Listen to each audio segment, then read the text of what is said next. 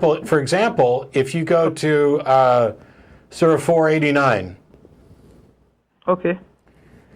This doesn't say anything about, hey, there are people who are killing Muslims, kill them. What it says is they wish that you should disbelieve, that there are people who are trying to sway Muslims away from religion.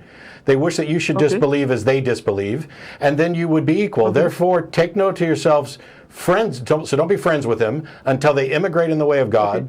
Then, if they turn their backs, take them and slay them wherever you find them. Take not to yourself any one of them as a friend or helper. So this verse, absent any other context, says, hey, there are people who are trying to sway you away from Islam. Don't be friends with them. And if they convert to Islam and then move away, you are to kill them. It doesn't say anything at all about this is self-defense. This is about belief. And if they believed and they stopped believing, you are to take them and slay them. Okay, and that's like, and that's your interpretation when you. I'm reading it. Is that right? Granted, I'm reading it in English. Please, that is your interpretation when you read that verse. Is that right? What's wrong with my interpretation? Yep. The correct interpretation is what the Prophet says. So the Prophet didn't say this? The Prophet didn't say this? No. This is the word of God. But you got to see how the Prophet acted on it. No, I don't. If this is the word of God and the Prophet acted differently, then the Prophet is in conflict with God. Bro, please, look, God sends messenger, God sends prophet with these books, so people does not, get these books and do whatever they want. This isn't saying do whatever you want. This is saying kill apostates. Okay, if you made a book, okay? Yeah. If you made a book, and someone just took one line from that book, and that line was like saying, if someone doesn't believe. So if I read the next one, does it tell me that the last one was wrong and that I should interpret it a different way? No. I would not write a book that says kill people who don't believe.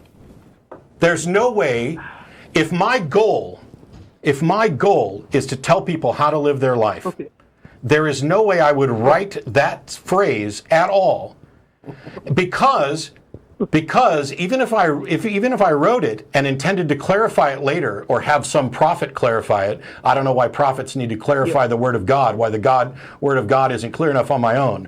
But if I'm God and I write a passage that says, if anybody believes and then turns away, you are to take them and slay them, I am a fucking monster. Hang on. Yeah. And if I later often offer to correct it, to say, no, I didn't really mean, then I'm a fucking idiot. Bro, why do you swear? Why do you swear? Why shouldn't I swear? I'll tell you exactly why I swear.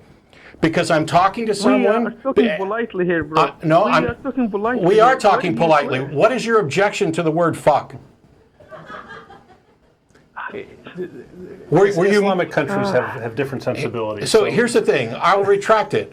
If I do that, I'm an idiot or a monster. We can remove the F word from it if that's what's really standing in the way. But the reason that I include those words is for emphasis, because we're talking about 1 billion people who are convinced, many cases like you, that this is the perfect word of God, and then they do a tap dance about what is the correct interpretation, or what did the prophet do with regard to this, and they sit here and you make an argument like the one you just made to me, which is, hey Matt, if you wrote a book like this, I wouldn't write a book like this. It's inhuman. I would never say, go kill people.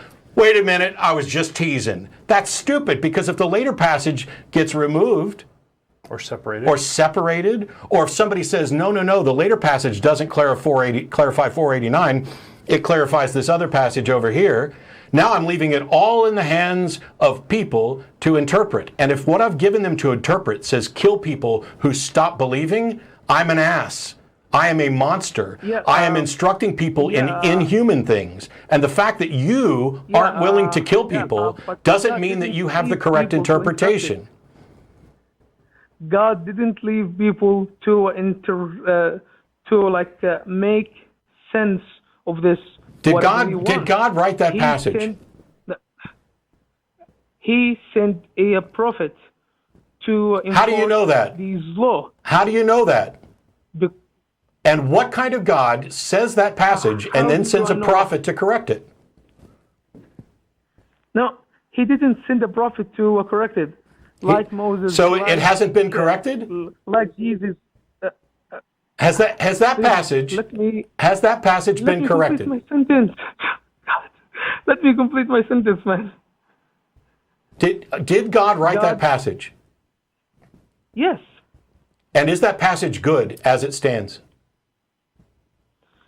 Did you read the whole chapter? Yes, I'm looking at this one here. This passage 489. Is it good as it stands? You just read a couple of verses. Correct. And you interrupted. So these were put in order by length. So are we talking about the original order, or are we talking about the one that's just slightly longer or slightly shorter than this one? It doesn't matter what the rest of the passage says, unless something in the rest of the passage says, ignore 489. No. Man, I just want to tell you this last thing, because are you going to answer any questions, or are you just going to tell me one last thing? Did God write that? You are not allowing me. He did. He said he did. Yes. Okay. Yes. Is it good? Yes. And does it instruct you to kill non-believers? No. Then you're a liar. Why? Because it says, if they turn their backs, take them and slay them wherever you find them. That is an instruction to kill non-believers. At any time, right? I don't care. I don't care if he only meant to do it on Tuesdays or do it once every 50 years. It gives you an instruction to kill non-believers, doesn't it? No. Does that passage, Aziz? Aziz, does that passage? You are not allowing me to finish any sentence. Aziz, does that passage say to slay non-believers? In what time? Okay, now we're on to something, because you're acknowledging that it says slay the non-believers, right? Yes, in what time? I don't care what time. I don't care if it was 500 years ago or last Tuesday or last week. It says, does it not slay non-believers, right? Right. Did they just tell him? Why can't you be honest about what your book says when I'm looking right at it? Yeah. You are not. Does Allah want you to lie on His behalf? No. Then does that passage instruct someone at some time to slay non-believers because they are non-believers? At a specific time. Okay. That passage instructs someone to slay non-believers at some specific time because they are non-believers, correct? No. Goodbye. Play the video back and go read it. The point that you're not getting. The irony here is just so thick. I love it, because he's complaining that certain people are so extremist that they can't listen to reason, and here we are trying to reason with him. And we're not getting through. I would be fine if someone said, yes, that passage was written by God and instructs people to slay non-believers because they are non-believers, but it only applies at specific times in specific ways. I would be fine with that, but he couldn't even acknowledge that clearly, or when he did, he then turned around and changed it. This is what apologetics does to people. This is what religion does to people. When you believe that this book is perfect, you have already fooled yourself. And you've cashed in your integrity to believe that, right? Because the thing is, you can say this passage tells people to kill non-believers at this specific time, although that passage does not say that. But you can say it only applied at a specific time. And my response to you is, I don't care when you think it applied. Killing someone for not believing is immoral, inhuman, and Allah, if he wrote that, is an unmitigated thug who knows nothing about humanity, and he has poisoned your ability to understand because your only goal is to make excuses and reinterpret it in a way that suits what you want it to be. And I don't care what you want it to be. And if there's a God, why does he need to send information in a book instead of talking to people? And if he writes down information in a book, why does he need to send prophets to do it? And why does he need to send prophets where, according to you, we're supposed to watch how the prophets follow the book? Because if the book says kill people and a prophet doesn't, I'd say he's in conflict with the book.